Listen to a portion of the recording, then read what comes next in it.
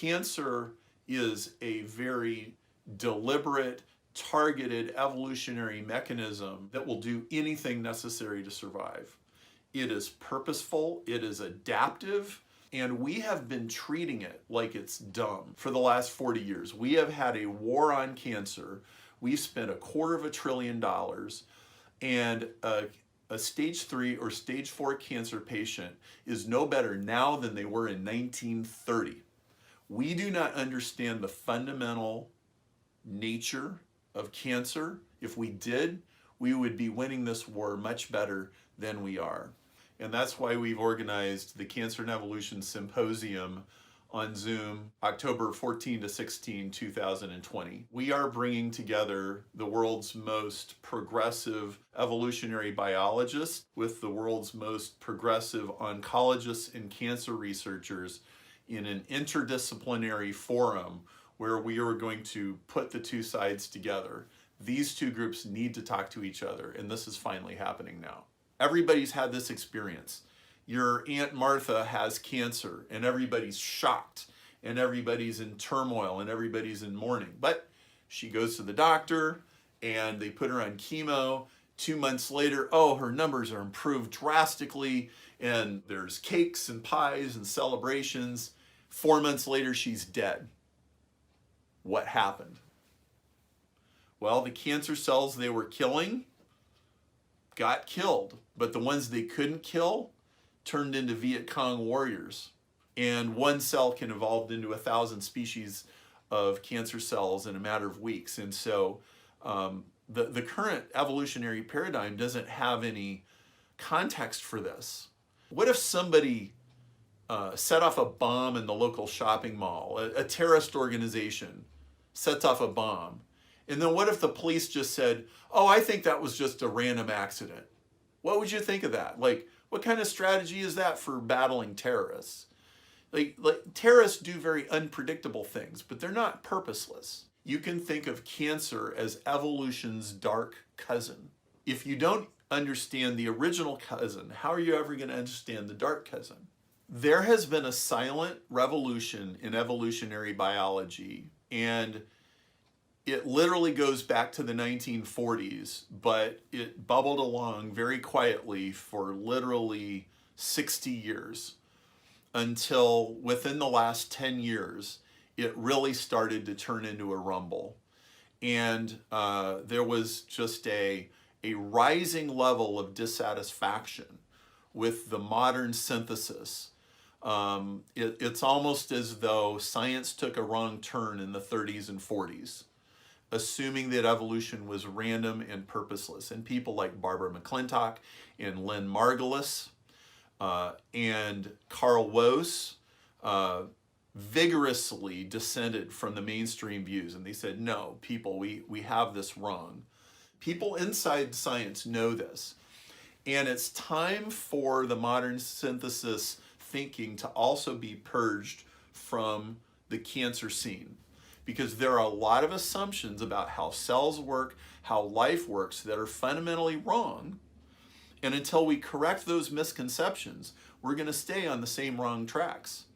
We don't need to spend another $250 billion in another 40 years to find out, oh, well, that didn't work. We know it doesn't work now. Did you know that the question of why can salamanders grow their legs back if you cut them off and you can in humans, and where does cancer come from, are highly related questions? You would think that an animal that can regenerate cut off limbs would be so generative that it would also produce cancer, but actually it turns out the opposite is true. It turns out that animals that can regenerate their limbs tend to not have cancer.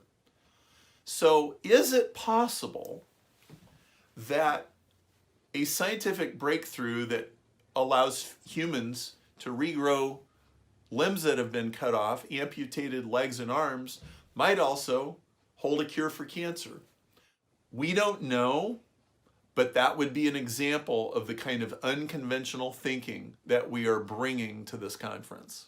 George Church is the leading geneticist at Harvard, and he is giving a talk about metabolic processes that he's been able to speed up from taking 300 days down to taking 4 days. Okay, so that's a 75x speed in changes of part of an organism.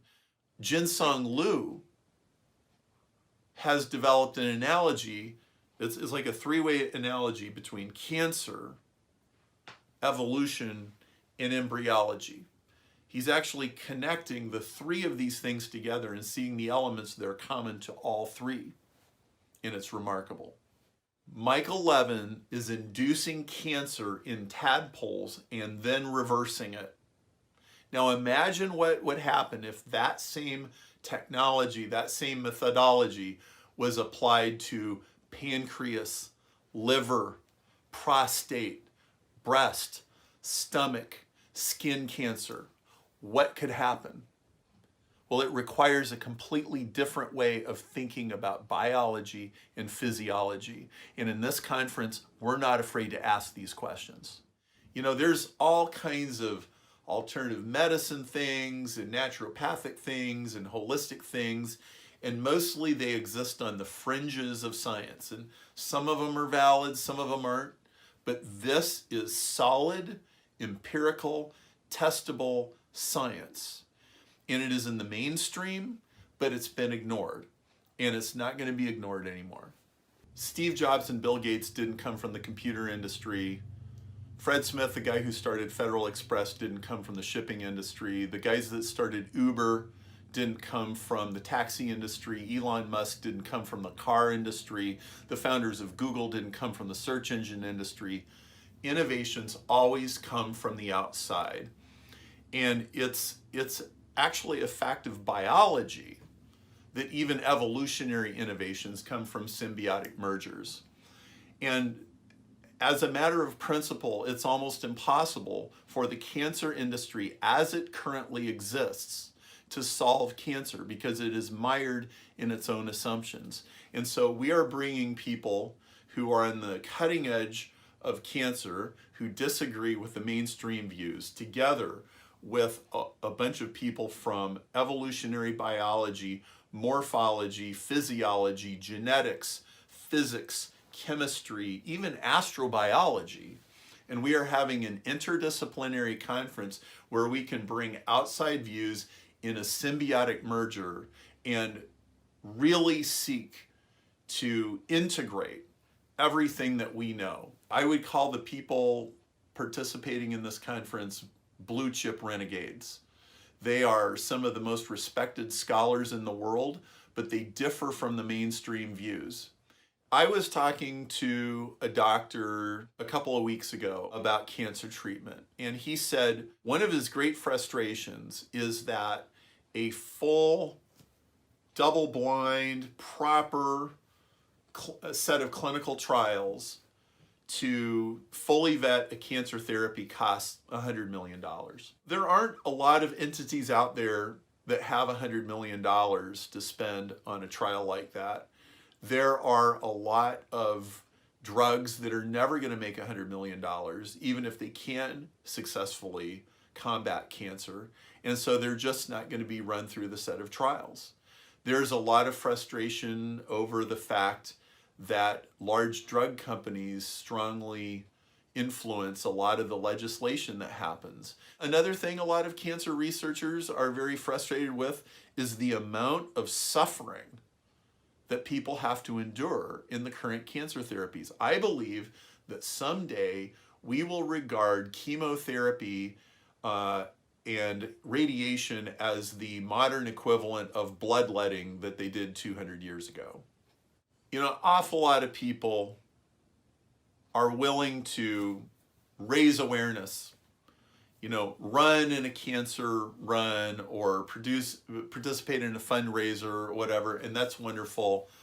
You know, we're not asking you to run in a race.